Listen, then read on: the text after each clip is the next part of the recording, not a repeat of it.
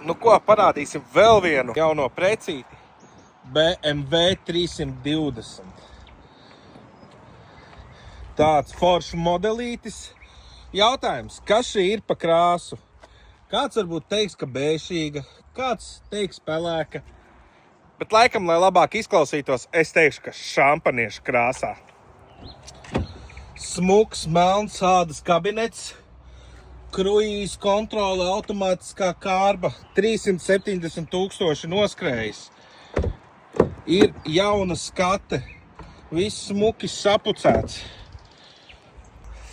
Nezinu, ko daudz pastāstīt. 120 kW N47 dzinējs. Pa liela mašīna, kura neko vairāk neprasa, lai pa viņu stāstītu.